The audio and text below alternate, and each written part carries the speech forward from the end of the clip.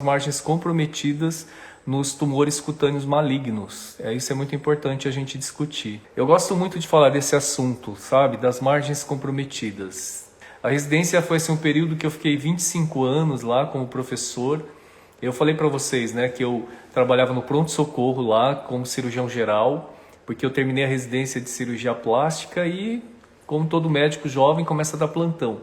E eu, concursado, entrei lá e comecei a dar plantão no pronto-socorro e queria sair do plantão. Depois de uns 5 anos, não aguentava mais aquela vida de plantonista. Pedi transferência para onde? Falei, para onde que eu vou? Porque eu já estava na plástica, eu tinha 2 vínculos. Eu estava na plástica e estava no plantão, no pronto-socorro como cirurgião geral. Aí pedi a transferência para dermatologia. Falei, vou ensinar a cirurgia dermatológica. E aí foi a grande paixão da minha vida. Fiquei lá 25 anos e me aposentei. A minha cirurgia geral foi na Santa Casa de São Paulo. Na verdade, toda a minha formação foi na Santa Casa de São Paulo. A graduação, depois eu fiz 2 anos de cirurgia geral e 3 anos de plástica, né? Daí depois eu prestei o título. Aí depois eu comecei a dar aula lá na residência e fiz o meu mestrado no Hospital do Servidor Público Estadual de São Paulo. A margem de segurança preconizada para os tumores malignos, tumores cutâneos malignos, não melanoma, que os americanos classificam assim, os basocelulares e espinocelulares, eles não chamam assim os basocelulares e espinocelulares, eles colocam assim, os tumores malignos cutâneos não melanoma, né? Então, Ivana já está feito o convite, já aceitou. Gente, essa é uma live imperdível, hein? De uma dermatologista que só atende celebridades. Vai ser incrível essa live. Quero aprender muito com ela, tenho certeza. Então vamos lá. A margem preconizada para esse tipo de tumor é de 5 milímetros de margem, tanto na extensão quanto na profundidade. E essa margem de 5 milímetros vai oferecer uma cura de 95%, tá? Então, quando você respeita essa margem cirúrgica, você obtém uma cura de 95% dos seus pacientes, tá bem?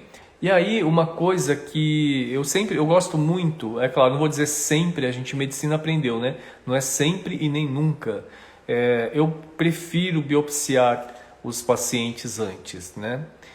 Principalmente os pacientes da clínica privada.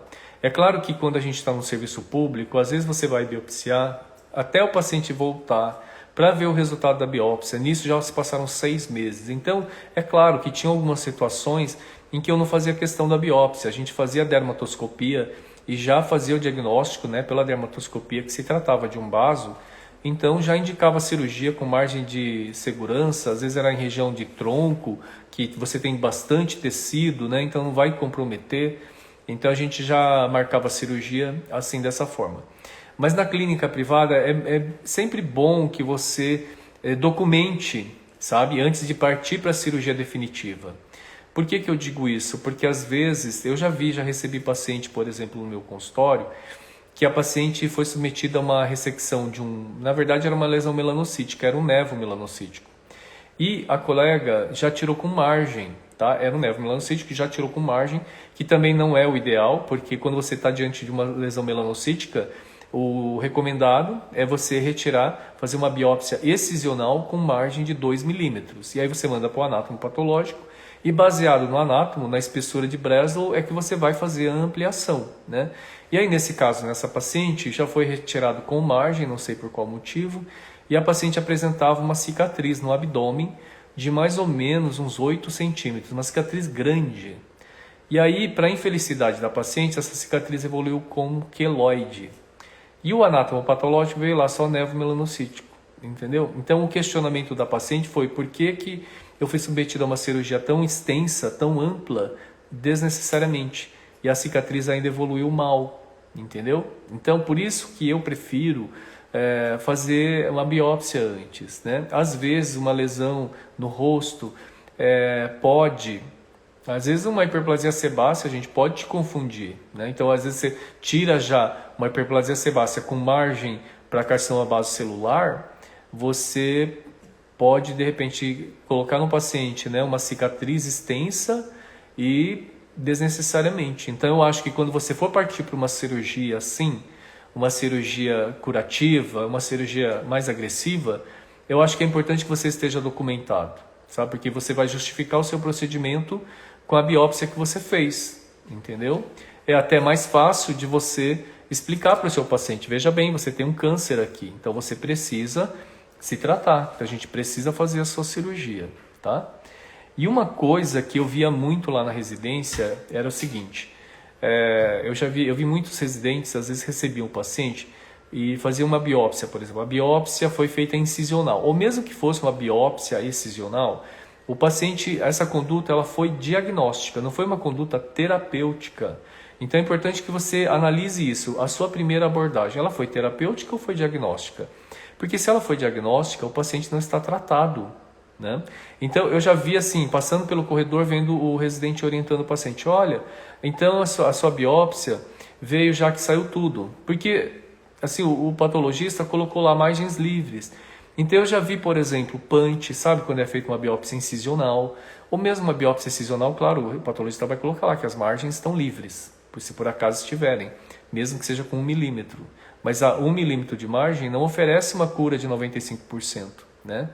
E aí, o que acontece? Até em biópsia incisional, eu já vi por várias vezes o patologista indicar lá que a margem está livre. E o residente dispensar o paciente, dizer, olha, a senhora já tá tratada, a sua cirurgia já está, o seu tumor foi totalmente removido.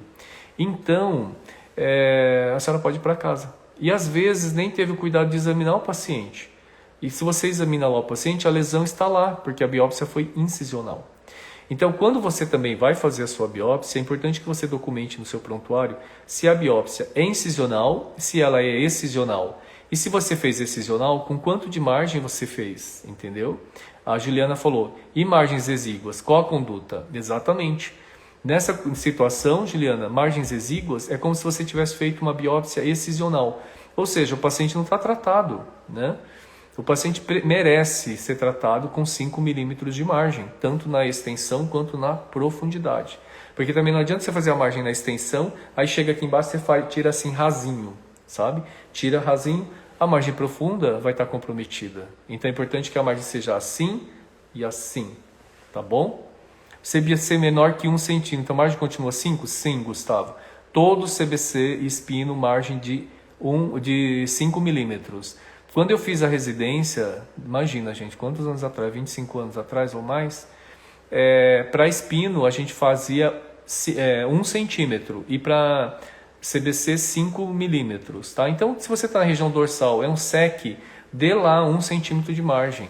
Né? Eu prefiro dar assim, é melhor você pecar pelo excesso do que pela falta da margem, entende? É melhor você oferecer uma cura, né? Uma garantia maior da cura para o paciente. Agora, é claro, quando você está nessa região aqui, na zona H da face, essa região aqui, por que é uma região que é considerada uma zona perigosa para recidiva? Justamente porque ela está justamente nas fendas embrionárias, né? Então, fendas embrionárias. Então, cavidade orbitária, fossa nasal, né? Cavidade oral, conduto auditivo, são comunicações com o interior do crânio, né? Com a base do cérebro. Então essas áreas são muito perigosas, porque se você também não tratar de forma adequada, esse tumor pode recidivar ou pode invadir e o paciente perder a chance da cura. Então uma outra coisa que é importante, eu sempre digo para vocês, a oportunidade do paciente ficar curado é a primeira cirurgia. Então tenham sempre para si essa responsabilidade, sabe, de tentar oferecer para o paciente a cura na primeira cirurgia. E se você não se sentir capaz para fazer isso, encaminhe, sabe? Vão aparecer vários vasos para você operar em tronco, em membros, sabe? Que ali tem uma grande quantidade de tecido. Porque, por exemplo, se o paciente tem um vaso bem nessa região aqui, ou vaso no nariz, se você não ofereceu a cura na primeira cirurgia, e é claro que isso não é uma garantia, mas se você não se sentir seguro para isso, o que acontece? Você remove, o tumor recidiva, você remove, o tumor recidiva. Aquilo às vezes vai recidivando e vai aprofundando nas estruturas mais nobres e mais profundas e pode se tornar inoperável. E isso pode acontecer, né? Eu já tive 2 pacientes, um que foi um paciente meu, que eu operei conduto auditivo, eu tirei o tumor aqui dessa região, a margem veio comprometida. Daí eu já imediatamente encaminhei ele para oncologia, para um serviço de oncologia, né? Um hospital especializado em oncologia. E lá o paciente foi operado novamente e a margem veio comprometida. E a próxima conduta seria tirar, já tinham tirado a orelha, tudo, e eles iam tirar a mastoide. E o paciente se recusou, porque ele estava internado numa enfermaria, ele viu vários pacientes evoluírem para êxito letal, e ele não quis se tratar, ele preferiu abandonar o tratamento. E eu tive que cuidar dele depois, obviamente, a família veio no meu ambulatório, eu acompanhei ele durante anos, eu acho que uns 7, 8 anos, até a evolução final, né, com morfina e tudo mais. Então foi bem triste. Então não pense que um baso seja um tumor, claro, de crescimento, de comportamento relativamente benigno, mas que quando mal conduzido pode se tornar fatal, né? E um outro caso era um paciente também, esse não foi operado por nós, ele já chegou lá com toda a cavidade, o nariz ele não tinha mais, aqui era um buraco, sabe? E na tomografia já havia invasão da base do crânio, não tinha o que fazer, então o paciente inoperável também, aí teve que aguardar até o final da evolução. Então muito triste, tá? Ah lá, Juliana falou da margem sim. Juliana, marco com fio sim. Vou até anotar aqui, Juliana, não é sempre, vou te explicar por quê. Não é sempre que marcamos com fio. E você vai entender por quê. Muitas vezes eu marco sim, mas não é sempre, tá? Você vai entender. Então assim, você anote no seu prontuário. Fiz biópsia excisional com margem de 1 milímetro ou sem margem, né? Ou porque é importante que quando você receber o anátomo patológico, você vai se basear no seu prontuário para interpretar o resultado do anátomo, entende? Então depende do que você fez, de como foi o seu procedimento, você vai entender o resultado do anátomo. Você não pode simplesmente avaliar o seu anátomo, margens livres, então resolveu o problema. Não. Então, se você, mesmo que venha margens livres, mas você não deu a margem de 5 milímetros, então você não tratou o paciente, ele precisa ser tratado, né? Então, é importante você ter essa percepção, tá? Então, justamente isso. Eu falei, então, justamente, se a sua conduta foi diagnóstica ou terapêutica. Se ela foi diagnóstica, tem que operar o paciente, tá?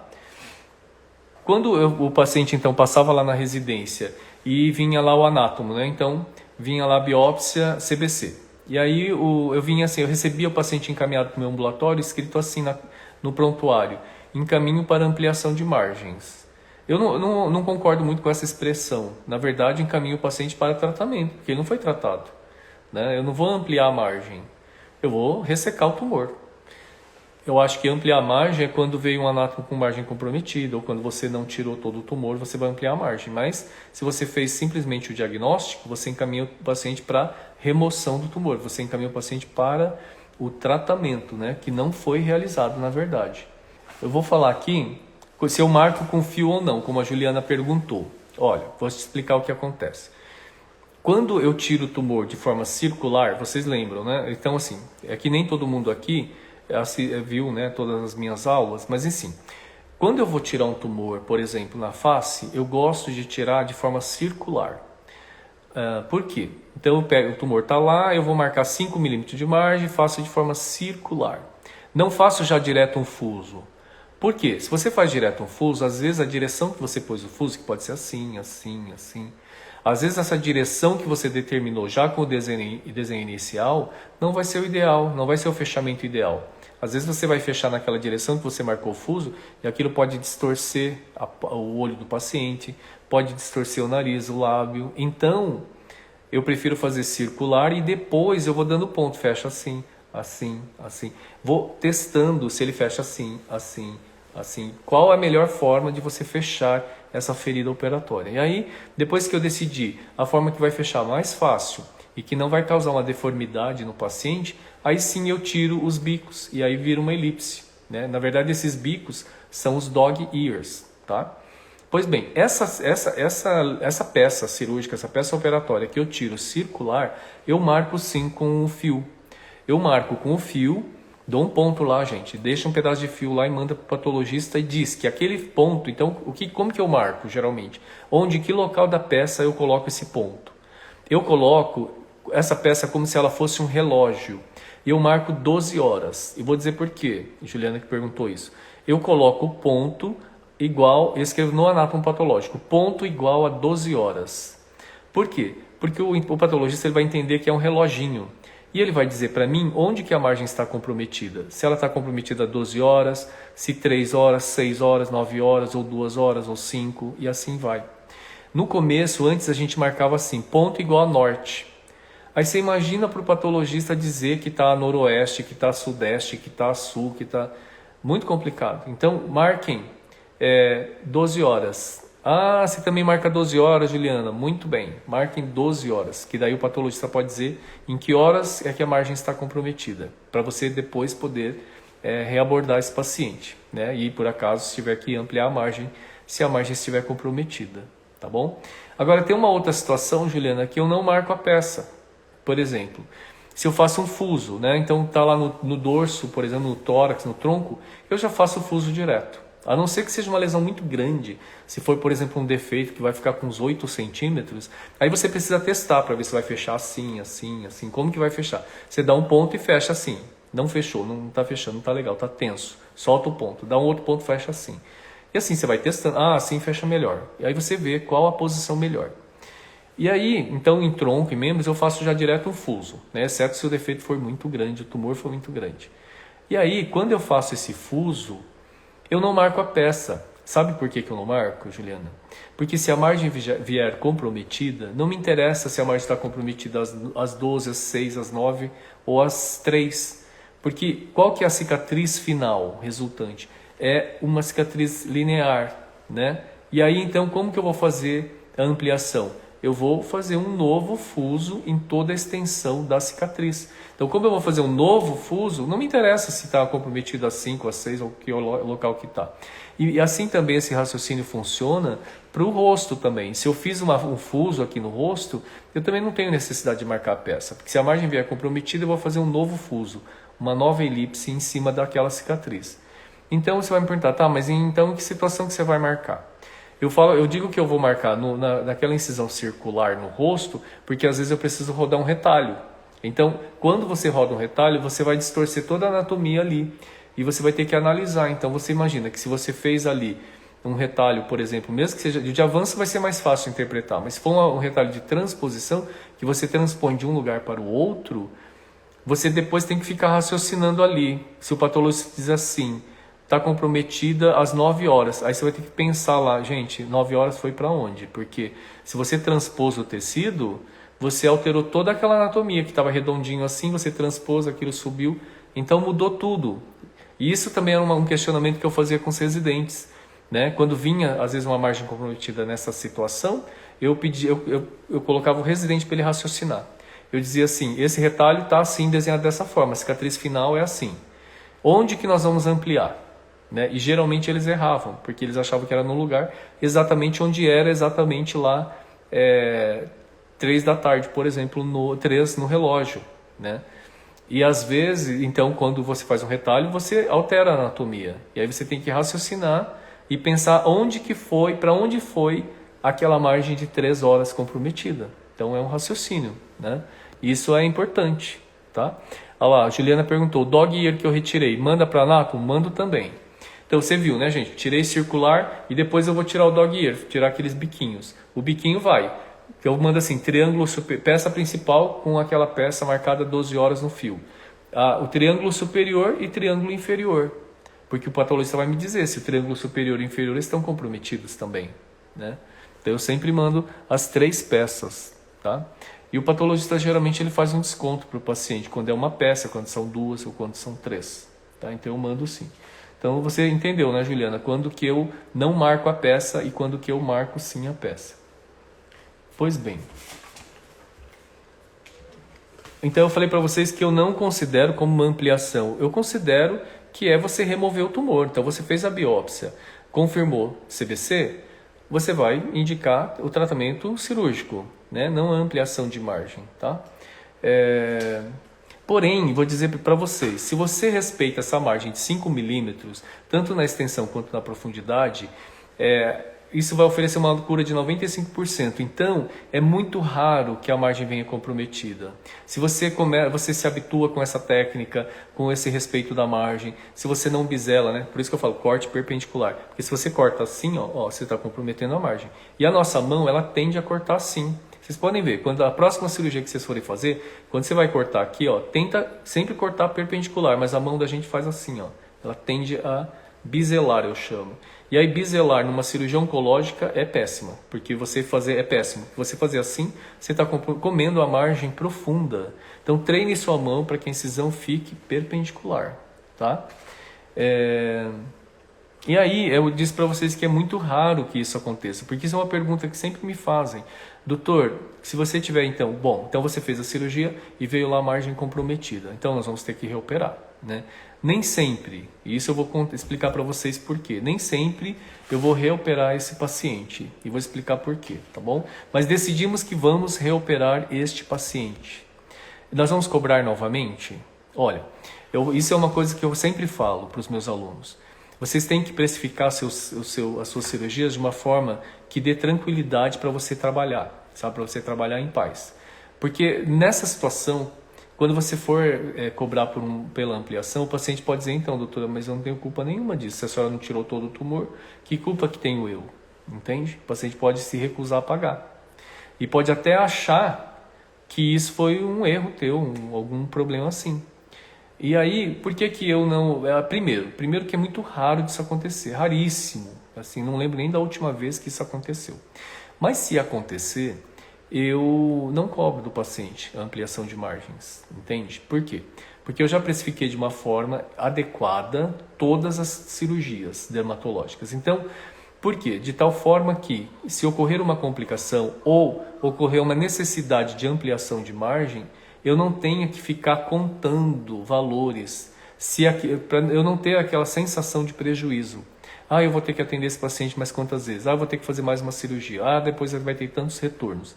Então, se você precifica de uma tal forma que te dê tranquilidade, todas as outras cirurgias que já te deram um bom faturamento, vai permitir que você reopere, que você acompanhe. Uma cicatriz também que não ficou adequada, que de repente começa a hipertrofiar, vira um queloide. Você tem condições de acompanhar esse paciente com tranquilidade, porque todas as outras cirurgias, e eu espero que sim com vocês, a maioria não complica, a maioria não necessita de reabordagem, não precisa de acompanhamento, porque a maioria evolui muito bem, a cicatriz evolui muito bem.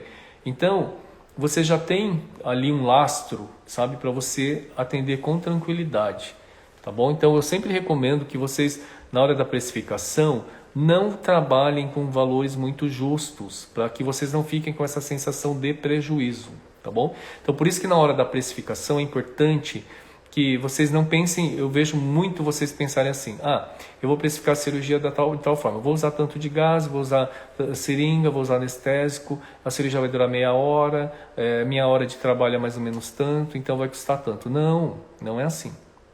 Porque se você pensar dessa forma, é mais ou menos, por exemplo, essas... sei lá, um carro de luxo. Vocês acham que o valor do carro luxuoso é simplesmente baseado no cálculo do valor da peça que usa lá, da pintura que é usada? Não. O cálculo na precificação desses produtos é feito também baseado na experiência, né?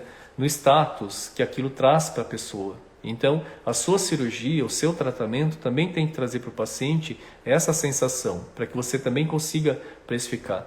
Então, você não vai precificar a sua cirurgia baseado nesse tipo de coisa, tanto tempo de cirurgia, quanto de gás que vai usar, quanto de material. Não, não é assim. Né? É qual vai ser a experiência que o paciente vai ter de passar contigo. E é isso que eu sempre falo para vocês. A passagem do paciente contigo tem que ser um acontecimento para ele. E a gente tem que se preparar para isso, para que de fato seja um acontecimento, entende? E aí você vai conseguir trabalhar com folga do ponto de vista de precificação, tá? Então pense nisso, crie experiências para o seu paciente. E aí quando você tiver que fazer uma ampliação de margem ou cuidar de uma cicatriz, e óbvio, eu estou falando por mim, né? Eu digo para vocês que é como eu faço há 30 anos. Mas cada um tem a sua experiência, de repente você tem uma experiência diferente, né? Mas eu vejo que o paciente não aceita muito ser cobrado para uma reintervenção, por exemplo. Então, como eu já precifico de uma forma tranquila, eu não fico muito preocupado com essa questão de quantos retornos ele tem que ter, sabe quantas vezes ele vai voltar, quantas abordagens eu vou ter que fazer, se eu vou ter que cuidar da cicatriz. Então, eu fico bem tranquilo nesse sentido, tá? E eu sugiro que vocês façam isso, porque é o que vai dar tranquilidade para vocês, é o que vai dar paz para vocês. Mas enfim, Vamos voltar aqui à questão da margem comprometida. Ó, quando você então fez a biópsia, eu falei para vocês, né, que eu gosto de biopsiar. Já expliquei por quê, né? Porque é bom você estar documentado em relação ao que você vai fazer, porque depois para você não ser questionado a respeito da cirurgia que você executou. Porque de repente vem lá um anátomo de hiperplasia sebácea e você deu margem de base celular. Imagina no rosto de um paciente uma cicatriz extensa, né, de uma cirurgia de base celular, e aquilo não era baso. Então por isso que eu gosto de fazer uma biópsia, nem que seja uma biópsia incisional, ou no caso você pode fazer uma biópsia excisional, e se não deu nada, deu um nevo, por exemplo, acabou o problema. Aí você já fala, se der um tumor, se der um baso, a gente vai ter que reoperar você. Aí o paciente vai entender. Aí sim, se já foi decidido antes que se for baso vai ter uma segunda etapa, uma segunda cirurgia, aí o paciente está ciente que se houver essa segunda cirurgia, vai haver um custo. É diferente de você, por exemplo, então você fez a biópsia, deu baso, aí você operou o paciente com 5 milímetros de margem, aí veio margem comprometida. Então é nesse sentido, nesse momento que eu digo que eu não cobraria do paciente para reoperá-lo, tá? E aí, por que eu não reopero todos os pacientes? Por quê? Olha, quando você recebe um anátomo, então você biopsiou, deu baso, operou com margem de 5 milímetros e o anátomo deu baso, margens comprometidas, tá?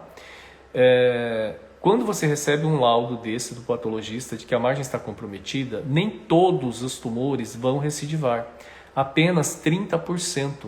Então existe 70% de chance desse tumor não recidivar. E aí a interpretação desses 30% e 70% é muito interessante. É uma coisa que eu apliquei nesses 25 anos lá na residência de dermato e sempre deu certo. Que é o seguinte: se eu pego um paciente que é bastante idoso, que tem bastante comorbidade, gente, eu te juro, eu já atendi paciente lá de 100 anos, com mais de 100 anos até, com 95, 93, pacientes bastante idosos. Então, às vezes uma nova cirurgia vai ser muito mais deletério do que a recidiva do carcinoma base celular. E sem dizer que o paciente ainda tem 70% de chance daquilo não recidivar. E o baso ele tem um crescimento muito lento, então a recidiva vai demorar muitos anos. Então, se é um paciente que não tem uma expectativa de vida muito longa, para que você vai ficar submetendo ele a uma nova cirurgia, né? Às vezes é muito mais deletério, muito mais arriscado para ele você colocá-lo na mesa de cirurgia, entende? Então, nesse paciente eu não reoperaria. Às vezes o paciente não tem condições clínicas também, paciente que tem comorbidades importantes, né? Então, o baso que veio uma margem livre, para esse paciente seria de menos, na minha opinião, entende? Então, nesse caso, eu não reoperaria o paciente, não abordaria novamente. Agora, então, qual situação que eu abordaria? Pacientes jovens, adultos jovens, né? E tumores em regiões nobres, nessa região H da face, justamente aquilo que eu falei para vocês no começo. Imagina que você tem um baso com margem comprometida aqui, gente. Precisa reabordar, né? Exceto se for o paciente que eu falei para vocês, paciente muito idoso, com muita comorbidade, com uma expectativa de vida não muito longa, né? Que está muito comprometido, não vamos submetê-lo a um sofrimento. Mas um paciente adulto jovem, você deixar aqui uma margem comprometida nessa região vai ser muito mais perigoso, porque ele tem uma expectativa de vida alta e a recidiva ali pode ser muito agressiva até, né? E às vezes a recidiva, quando acontecer, já poderia estar invadindo planos profundos, né? Até a órbita do paciente. Então, eu acho que nessa região, nariz, por exemplo, pálpebra, perto de ouvido, orelha, né? Perto da boca também, próximo à cavidade oral, eu prefiro reabordar. Mas é claro que não é nem sempre e nem nunca, né? Mas eu coloco sempre na balança essa questão de reoperar ou não estes pacientes, tá? Bom, e aí tem um dado interessante para falar para vocês. Bom, você decidiu lá que você vai reoperar o paciente. Deixa eu falar um pouquinho antes disso. Às vezes, por exemplo, sabe por que nariz? Nariz é a região do maior índice de recidiva, sabe? E também de imagem comprometida. Você sabe por quê? Eu acredito que é por esse motivo. Porque a região nasal, ela não tem muita pele, né? Então, é muito difícil de reconstruir também. É diferente você fazer um fuso no dorso e fazer um fuso no nariz. Então, às vezes, eu acho que, pelo receio de como reconstruir, às vezes a cirurgia não é feita de forma agressiva o quanto ela merece, o quanto deve ser. E aí, às vezes, vem a margem comprometida. Então, às vezes, vem margens exíguas. Às vezes, as margens estão livres, mas elas não foram suficientes, sabe? Você não deu uma margem de 5 milímetros. E aí, baseado nessa questão da dificuldade de reconstrução, então nunca se tira o suficiente e aí, às vezes, fica recidivando. E a recidiva no nariz é muito perigosa. Justamente porque eu falei para vocês, por causa da fenda embrionária, né? A recidiva no nariz, ela vai invadindo a fossa nasal. E isso é muito perigoso, né? Deixa eu ver aqui, Juliana falou alguma coisa. Hoje observo neoplasias de pele não melanoma em pacientes mais jovens que há 10 anos atrás. Exatamente. Olha, o que acontece? Sim, eu observo sim, em pacientes mais jovens, né? Na verdade, o que acontece é que as pessoas... Olha, Juliana, na verdade, alguns casos que eu vi o paciente mais jovem, que eu vou te contar, que eu vi com base com CBC, foi uma menina de 12 anos. 12 anos. E foi na clínica privada. Uma menina super diferenciada. Só que aí, por isso que eu quero falar isso, Juliana. E um outro paciente do curso Hands-On, paciente de 26 anos, tinha um baso aqui. Acho até que talvez tenha vídeo dele na minha página. Tá? Era um tumor grande, eu preferi não fazer retalho, preferi fechar primariamente, e lá eu explico por que não, porque senão ele ia ficar com a testa toda recortada com retalho, né? Então sim, eu tenho observado em alguns pacientes mais jovens, mas, Juliana, quando o paciente é muito jovem assim, é importante a gente se atentar para a síndrome de Gorlin-Goltz, né? Que é uma síndrome autossômica recessiva e que ela cursa com vários comemorativos, né? Cistos odontogênicos, lesões de coluna, tem vários outros comemorativos e também CBCs, né? Então, se você pegar um paciente muito jovem com múltiplos CBCs, pesquise essa síndrome, tá? De Gorlin-Goltz, tá? Mas eu tenho percebido sim um acometimento de pacientes mais jovens, tá? A Grace falou que as dicas são valiosas. Obrigado, Grace. Contem sempre comigo, tá? Mas então vamos lá. Então a gente já falou da questão de que a margem comprometida nem sempre nós vamos operar, né? É importante você avaliar o paciente, se ele merece ser reoperado ou não. Xeroderma pigmentoso, Juliana, é verdade também. Xeroderma pigmentoso, né? E é tão triste, né? Como eu fiquei 25 anos lá na Dermato, eu acompanhei pacientes desde jovens, assim, e foram evoluindo, né? Xeroderma é uma doença muito... como que eu vou falar para vocês?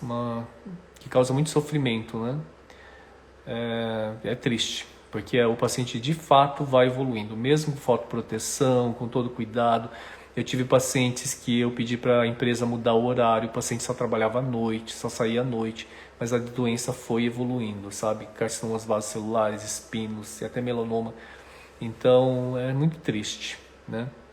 Mas enfim, então já falamos porque nem sempre nós vamos reoperar toda a margem comprometida, né? Porque depende muito da clínica do paciente, né?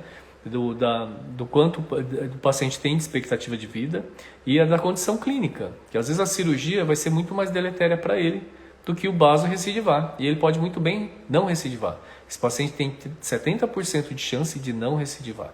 Pois bem, então aí você decidiu, você pegou o paciente jovem, um adulto jovem, que veio lá um baso aqui no nariz, margem comprometida. Então nós vamos reoperar, claro. Como o senhor cobra quando a margem vem comprometida? Então vou te falar, Jéssica. Então é o seguinte, eu não cobro, entende? Mas por quê? Porque primeiro que é raríssimo de acontecer. E aí eu já precifico de uma tal forma que todos os outros procedimentos que não necessitam de tantos retornos, não precisam de reoperação, não precisam de tratamento de hipertrofia de cicatriz, de queloide, nada disso, então já me dá uma folga, sabe, do ponto de vista monetário, para eu atender esses pacientes que por acaso precisem de uma reabordagem, precisam de uma ampliação de margem. Então eu não trabalho, mas essa é uma filosofia minha. Pode ser que para vocês não funcione, pode ser que vocês trabalhem de uma outra forma que funcione. Então cada um precisa ver como que fica melhor para si, né? Por que eu não gosto de cobrar do paciente? Porque o paciente às vezes ele pode questionar e dizer, então, mas eu não tenho culpa disso. Se a senhora não tirou todo o tumor, qual que é a minha culpa, entende? Então por isso que eu não cobro. Então, e também que na cirurgia, então, quando eu falei para vocês da questão da precificação, que você tem que cobrar de uma tal forma, por quê? Porque depois nós somos cobrados também pelo paciente, em cima de resultados, né? Em cima, se o paciente complicar, se você tiver que reabordar o paciente, pode ser essa questão da margem comprometida, mas o paciente pode ter uma complicação no pós-operatório, ele pode ter uma hemorragia, pode ter um hematoma, uma infecção, uma deiscência, e você ter que dar toda a assistência para o paciente. E como que você vai cobrar isso depois? Vai ficar muito difícil, né? Então, é importante que você precifique de tal forma que você trabalhe com tranquilidade.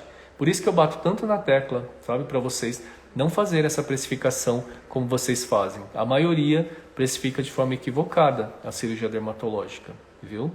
Então, até já vou dar a dica aqui, precifiquem pelo menos o valor da toxina, gente. Por quê? Porque vocês têm que pensar numa coisa, ó, se o paciente paga pela toxina, que vai durar só 5 meses, por que é que ele não vai pagar pelo menos isso por uma cirurgia definitiva? Então, exéreas de névoa, chantelasma, orelha rasgada, você tem que cobrar pelo menos o valor de uma toxina. E se for um baso, um tumor maligno, aí que é uma cirurgia oncológica. Então, o valor tem que ser muito maior. Principalmente por causa disso, porque pode complicar, porque depois você talvez tenha que reabordar, entendeu? Então, e vão treinando isso. Isso é uma coisa da nossa cabeça, sabe? De dizer, não, mas se eu cobrar mais o paciente não vai pagar. Isso é coisa da sua cabeça. Tira isso da sua cabeça. Porque os nossos clientes não têm condições de avaliar o valor, o preço do nosso trabalho. Isso quem faz somos nós. Só que a gente não tem a gente não aprendeu isso na faculdade, na residência. E aí acaba que fica precificando de forma equivocada. Muitas vezes, vou dizer uma coisa, se baseando pelos honorários do convênio. O convênio me paga tanto, então eu vou cobrar um pouco mais. Gente, o convênio paga pra gente honorários aviltantes. Pra gente não, porque eu nunca atendi convênio, né? Mas são valores aviltantes, né? Então eu até recomendo que vocês foquem no atendimento particular, tá bom? Bom, vamos lá. Então você decidiu reoperar o paciente aqui, o base estava com margem comprometida, né? Você vai reoperar. Qual a chance de você encontrar CBC ou tumor, né, neoplasia maligna, nessa segunda peça? Essa segunda, você reoperou o paciente, ampliou as margens, qual a chance de vir positividade, positivo nesse segundo anátomo? Sabe quantos por cento? 11%. Então é baixíssimo o índice de a possibilidade de você encontrar tumor ali. Aí você vai falar, então a gente não deve ampliar? Não, gente, nós já falamos sobre isso, né? Por que ampliar e por que não ampliar, tá? Mas o que eu quero dizer é que o fato de você encontrar somente em 89%, em 11% de positividade no segundo anátomo não te desautoriza a ampliar as margens, né? Não te autoriza a deixar lá o tumor, entende? Aí você vai falar para mim, mas se a margem estava comprometida, por que quase 90% dos casos vai vir assim, ausência de neoplasia? Então, quando você vai reoperar o paciente, eu já falo para o paciente, falo o seguinte, nós vamos ampliar a margem por esse motivo, que eu falei agora para vocês, todo esse motivo. Mas existe uma chance muito grande do exame dizer que não tinha mais nada, mas eu só vou ficar tranquilo operando a senhora de novo, entende? A paciente já fala, tá bom. Então a senhora já sabe que o exame pode ser que vai dar negativo, então a senhora não vai pensar que a cirurgia foi desnecessária. Ela fala, entendi, doutor, porque se o tumor ficar na senhora e ele voltar, vai ser muito grave para a senhora. Ela, muito bem. Então, aí você vai falar, doutor, por que 90% das vezes vai vir negativo? Quer dizer que não tinha tumor? Não, gente. O que acontece é que o próprio processo de cicatrização, o processo inflamatório da cicatrização, ele já vai destruir o remanescente tumoral. Então, por isso que quando eu falei para vocês no começo que apenas 30% recidivam e 70% não recidivam, é justamente porque o processo de cicatrização destrói o remanescente tumoral, entende? Então, você já sabe, você já sabe que aquele anátomo tem 90% de chance de vir negativo para neoplasia. Mas isso não quer dizer que a sua cirurgia foi desnecessária, de forma alguma, entende? Isso reforça que você tinha que fazer a cirurgia. Então é apenas 10, 11% que vai vir positividade, tá bom? Você tem que estar preparada para isso e já fazer essa colocação para o seu paciente, tá? Então é isso, gente, que eu queria colocar aqui para vocês, o quanto que é importante a questão da biópsia, por que eu acho importante fazer a biópsia antes, a questão do manejo, né, da margem comprometida, né? Se cobrar ou não cobrar, por que vai vir, qual a chance daquilo recidivar, qual a chance de você encontrar tumor na nova ampliação, CBC, SEC in situ, né? Você quer dizer, não é, Gustavo? Ó, o SEC in situ, que é a doença de Bowen, eu vou dizer já, sim. Alguns casos, gente, lá na residência, alguns casos a gente trata sim com essas terapias, digamos assim, que são métodos destrutivos, que na minha opinião são métodos um pouco paliativos, tá? Eu vou anotar aqui, essa live vai ser legal. Métodos paliativos, tá? Gente, o tratamento de escolha para um carcinoma base celular espino, tumor cutâneo, é a cirurgia, entende? Aí não quer dizer que eu não vá indicar esses métodos destrutivos, que seria MIC-MOD, criocirurgia, terapia fotodinâmica, né? Radioterapia. Eu indico sim, mas quando que eu indico? Quando o paciente não tem condições de ser submetido a uma nova cirurgia. Sabe aquele paciente que já tem muita comorbidade, paciente que já está em idade avançada, que a cirurgia vai ser muito agressiva para ela.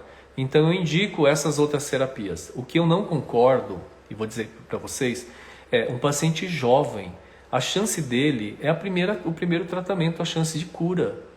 Então você pegar esse paciente e indicar para ele MIC-MOD, ou você indicar para ele terapia fotodinâmica, eu não concordo. Porque de repente esse tumor não foi tratado adequadamente, ele não foi totalmente destruído e o paciente perdeu a chance da cura na primeira cirurgia. Esse tumor pode recidivar e ele pode recidivar de uma forma muito mais agressiva. Inclusive eu vi alguns casos lá na residência que foram submetidos à terapia fotodinâmica e voltaram, o tumor recidivou de uma tal forma tão agressiva, com crescimento muito mais rápido, invadindo, né, estruturas profundas. E é óbvio que depois isso vinha para mim, né? Esses casos assim vinham para mim, os casos mais complicados. Então, eu indico sim esses tratamentos, porém, quando o paciente não tem condição clínica para a cirurgia, tá? Em relação ao SEC in situ, que Gustavo falou, que é a doença de Bowen, na Europa, na Itália, eles tratam com criocirurgia, eles fazem crioterapia. E depois a gente começou a fazer também em casos selecionados desse tipo que eu falei para vocês, tá? Mas, na Europa, por exemplo, eles não operam doença de Bowen, sabe? Eles fazem esses métodos destrutivos mesmo. Mas aqui no Brasil a gente gosta de operar, né? Gosta de fazer a cirurgia mesmo. Mas eu vou dizer para você que nesses 30 anos de profissão, eu nunca vi uma doença de Bowen, né, que é o SEC in situ, se tornar um SEC invasivo. Nunca vi. Outra coisa que eu nunca vi também foi um nevo sebáceo de Jadasson evoluir para CBC. Também nunca vi. Na minha clínica, recentemente, tinha um paciente, eu recebi de uma dermatologista, ele tinha um nevo sebáceo na pálpebra, né? Nasceu assim e evoluiu. Hoje ele tem quase 55 anos e aquilo começou a crescer de uma forma um pouco diferente, meio desordenada. Primeira suspeita que eu fiz hipótese que eu fiz foi, aquilo evoluiu para um baso. Pela primeira vez na minha vida eu ia ver um caso assim. E não veio. Veio só mesmo o nevo sebáceo. Vamos ver aqui o que Carla disse. Nossa, não sabia essa do processo de cicatrização destrói. Sim, mas não leve, viu, Carla? Sim, só que assim, não pense assim, então não vamos ampliar mais as margens, porque a cicatrização vai destruir o tumor, tá bom? Não é, o raciocínio não deve ser esse, tá bom? Por favor, gente. SEC bem diferenciado invasivo, com borda comprometida. Sim, Lara. Lara foi minha aluna, muito querida, do curso Hands-On, do presencial, a irmã dela também fez o curso. Sim, SEC especialmente, né? Porque pode emitir metástase, inclusive. Bom, então queria agradecer a companhia de vocês, sempre muito bom estar aqui com vocês, tá? Já recebeu também, Valquíria, por isso temos que avançar, tratamento... Sim, por isso eu acho que vocês devem, sim, operar, sabe? Vocês têm que operar, eu estou aqui para ensiná-los. Operem sim. Exatamente. Operem, viu? Eu opero, sempre operei. Você imagina, até o SEC in situ eu opero, tá bom? Obrigado, um bom fim de semana, se cuidem. Tchau, tchau.